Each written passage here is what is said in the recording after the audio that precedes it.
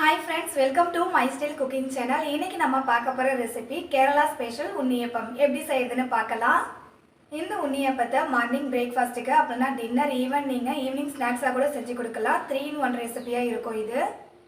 இப்போ school leave விட்டு குழந்தைங்க வீட்டில் இருக்காங்க. தினமும் ஏதாவது ஸ்நாக்ஸ் செஞ்சு தர சொல்லி அடம் பிடிப்பாங்க. அந்த மாதிரி அடம் பிடிக்கிற குழந்தைங்களுக்கு இந்த உண்ணியப்பம் செஞ்சு கொடுங்க, ரொம்பவே லைக் பண்ணி சாப்பிடுவாங்க. அதே போல் தினமும் இட்லி, தோசை, சப்பாத்தி, பூரின்னு செஞ்சு போர் அடிக்காமல் இந்த மாதிரி கொஞ்சம் டிஃப்ரெண்ட்டாக நம்ம பிரேக்ஃபாஸ்ட் அண்ட் டின்னர் செய்யும்போது வீட்டில் இருக்கிற எல்லாருமே என்ஜாய் பண்ணி ரொம்பவே லைக் பண்ணி சாப்பிடுவாங்க. ஓகே ஃப்ரெண்ட்ஸ், வீடியோக்குள்ளே போகிறதுக்கு முன்னாடி இந்த வீடியோ பார்த்துட்டு இருக்க எல்லா ஃப்ரெண்ட்ஸுக்கிட்டையுமே ஒரு சின்ன ரெக்வஸ்ட். நீங்கள் இன்னும் நம்ம சேனல் மை ஸ்டைல் குக்கிங்கை சப்ஸ்கிரைப் பண்ணலை அப்படின்னா ப்ளீஸ் ஃப்ரெண்ட்ஸ் சப்ஸ்கிரைப் பண்ணிக்கோங்க.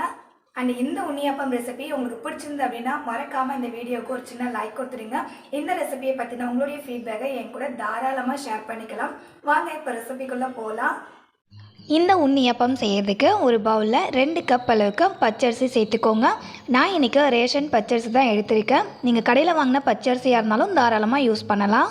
இப்போது இந்த அரிசியை ஒரு 5-6 டைம் நல்லா க்ளீனாக வாஷ் பண்ணி எடுத்துக்கோங்க. ரேஷன் பச்சரிசி அப்படின்றதால அழுக்கு நிறையாவே இருக்கும், அதனால் நல்லா க்ளீனாக ஆகிற வரைக்கும் வாஷ் பண்ணிக்கலாம். ஃபர்ஸ்ட் டைம் அரிசியை கழுவும் போது இந்த அளவுக்கு தண்ணி அழுக்காக இருக்கும். நல்லா க்ளீனாக வாஷ் பண்ணதுக்கப்புறம் அரிசி கூட தண்ணி சேர்த்திங்க அப்படின்னா இந்த அளவுக்கு நல்லா கிளியராக தெரியும். இந்த அளவுக்கு நல்லா க்ளீனாக வாஷ் பண்ணிக்கணும். இப்போது இந்த அரிசியை ஓவர் நைட் அப்படின்னா ஒரு 8 மணி நேரம் ஊற வச்சுக்கோங்க. அடுத்து ஒரு பாத்திரம் எடுத்துக்கோங்க. அது ஸ்டவ் மேலே வச்சுட்டு அதில் 1.5 கப் அளவுக்கு வெல்லம் சேர்த்துக்கோங்க. இந்த ரெசிபி செய்கிறதுக்கு நான் சொல்லியிருக்க இன்க்ரீடியன்ட் எல்லாத்தையுமே அரிசியை மெஷர் பண்ண அதே கப்பாலே மெஷர் பண்ணிக்கோங்க. இந்த வெல்லத்தை கரைக்கிறதுக்காக 1/4 கப் அளவுக்கு தண்ணி சேர்த்துட்டு ஸ்டவ் ஆன் பண்ணிவிட்டு இந்த வெல்லத்தை கரைச்சி விட்டுக்கலாம். இந்த வெல்லம் ஜஸ்ட் தண்ணியில் நல்லா கரைஞ்சி வர வரைக்கும் நம்ம கரைச்சி விட்டால் போதும். பாகுபதம் வர வரைக்கும் குக் பண்ணணும் அப்படின்ற அவசியம் இல்லை. உண்ணியப்பத்தோடைய கலர் நம்ம எடுத்துக்கிற வெல்லத்தோடைய கலரை பொறுத்து தான் இருக்குங்க. அதனால் உங்களுக்கு உண்ணியப்பம் எந்த கலரில் வேணுமோ அதுக்கேற்ற போல் நீங்கள் வெல்லம் சூஸ் பண்ணிக்கலாம். இப்போ பாருங்கள், வெல்லம் தண்ணியில் நல்லா கரைஞ்சி வந்துடுச்சு. இந்த ஸ்டேஜில் ஸ்டவ் ஆஃப் பண்ணிவிட்டு இந்த வெள்ளை தண்ணியோட சூடு கம்ப்ளீட்டாக ஆற வச்சுடுங்க. ஆற வச்சதுக்கப்புறம் தான் நம்ம அரிசி மாவு அரைக்கணும். நெக்ஸ்ட்டு ஓவர் நைட் ஊற வச்சுருந்தா பச்சரிசியை பார்க்கலாம். நம்ம ஓவர் நைட் ஊற வச்சதால நல்ல டைம் எடுத்து ஊறிருக்கு, அதனால் அரிசி நல்லாவே ஊறி வந்திருக்குங்க. அது மட்டும் இல்லாமல் நம்ம மாவு அரைக்கும் போது அரிசி நல்ல மையம் மஞ்சு வரும். இப்போது இந்த அரிசியில் இருக்கிற தண்ணியை கம்ப்ளீட்டாக வடிகட்டிட்டு அரிசியை மட்டும் மிக்ஸி கப்பில் மாற்றிக்கோங்க. நான் கொஞ்சமாக செய்கிறதால மிக்ஸி கப்லேயே அரிசியை அரைச்சிக்கிறேன். நீங்கள் பல்காக செய்கிறீங்க அப்படின்னா கிரைண்டரில் கூட அரைச்சிக்கலாம். நெக்ஸ்ட்டு இந்த அரிசியை கூட நம்ம கரைச்சி வச்சுருக்கோம் இல்லையா வெல்லம், அதை வடிகட்டி சேர்த்துக்கோங்க. நம்ம எடுத்துக்கிற வெல்லத்தில் டஸ்ட் இருந்துச்சு அப்படின்னா வடிகட்டும் போது அதில் இருக்க டஸ்ட் எல்லாமே ஃபில்டர் ஆகிடும். வெள்ளை தண்ணியோட சூடு கம்ப்ளீட்டாக ஆகியிருக்கணும் அரிசி கூட சேர்க்கும் போது. இப்போ இது கூட ஒரு 3 மீடியம் சைஸ் வாழைப்பழம் நம்ம சேர்த்துக்கலாம். நெக்ஸ்ட்டு இந்த உண்ணியப்பத்துக்கு நல்ல ஒரு ஃப்ளேவர் கொடுக்கறதுக்காக ஒரு 4 ஏலக்காய் சேர்த்துக்கோங்க. அடுத்து 1/4 table spoon baking soda, 1/4 table spoon உப்பு சேர்த்துக்கோங்க. இப்போது இந்த மிக்ஸி கப்பை க்ளோஸ் பண்ணிவிட்டு தண்ணி தேவைப்பட்டதுன்னா இடையில தண்ணி சேர்த்து அரிசியை நல்லா ஃபைன் மாவாக அரைச்சிக்கோங்க. அரைச்சதுக்கப்புறம் பாருங்கள், மாவு நல்லா மஞ்சு வந்திருக்கு. மாவுமே நல்லா கெட்டியாக இருக்குது. ஸோ இப்போ இந்த மாவு நம்ம ஒரு பவுலில் மாற்றிக்கலாம். மாவு இந்த அளவுக்கு கெட்டியாக இருக்கக்கூடாது. உண்ணியப்பத்துக்கு இன்னும் கொஞ்சம் இதில் தண்ணி சேர்த்துக்கலாம். அதுக்கு மிக்ஸி கப்பில் கொஞ்சமாக தண்ணி சேர்த்து மிக்ஸி கப்பை ஒரு ரின்ஸ் பண்ணிவிட்டு அந்த தண்ணியை இந்த மாவு கூட சேர்த்துக்கோங்க. சேர்த்துட்டு நல்லா கலந்து விட்டுக்கோங்க. உண்ணியப்பத்துக்கு மாவு இட்லி மாவை விட கொஞ்சம் தண்ணியாக இருக்கிற போல் மாவை கரைச்சிக்கணும். தோசை மாவு கன்சிஸ்டன்சிக்கு இருக்கக்கூடாது. மாவை கரைச்சதுக்கு அப்புறமா நான் காமிக்கிறேன் பாருங்கள். மாவுடைய கன்சிஸ்டன்சி ரொம்ப தண்ணியாகவும் இல்லை, அதே போல் ரொம்ப கெட்டியாகவும் இல்லை. இந்த மாதிரி இட்லி மாவை விட கொஞ்சம் தண்ணியான பதத்துக்கு இருக்கணும். ரொம்ப தண்ணியாக கரைச்சிட்டிங்க அப்படின்னா உண்ணியப்பம் எண்ணெய் குடிக்குங்க.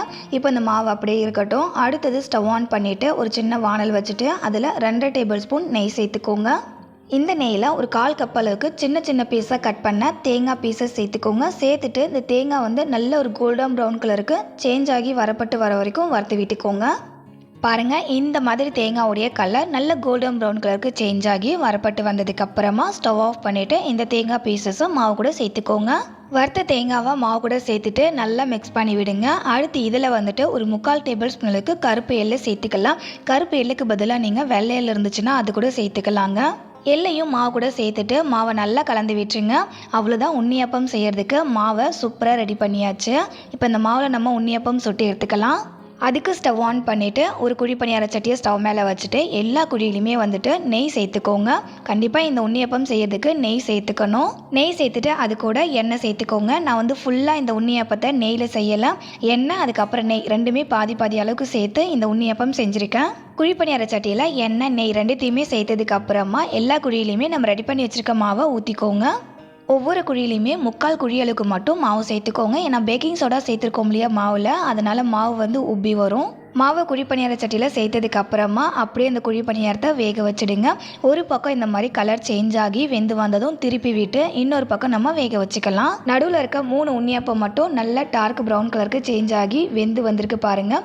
இந்த கலர் வர வரைக்கும் எல்லா மாவையுமே திருப்பி விட்டு வேக வைக்கணும். நடுவில் இருக்க 3 உண்ணியப்பம் மட்டும் நல்ல டார்க் கலருக்கு சேஞ்ச் ஆகி வெந்து வந்திருக்கு. ஸோ அதை மட்டும் எடுத்துட்டு செகண்டாக மாவு அந்த குழியில் சேர்த்து நான் வேக வச்சுக்கிறேன். மீதி சைடில் இருக்கிற உண்ணியப்பத்தோட கலருமே நான் சொன்னது போல் நல்லா டார்க் கலருக்கு சேஞ்ச் ஆகி வெந்து வர வரைக்கும் இந்த மாதிரி திருப்பி விட்டு வேக வச்சுக்கோங்க. சைடில் இருக்கிற குழி பணியாரத்தோட கலருமே நல்ல டார்க் கலருக்கு சேஞ்ச் ஆகி வெந்து வந்திருக்கு.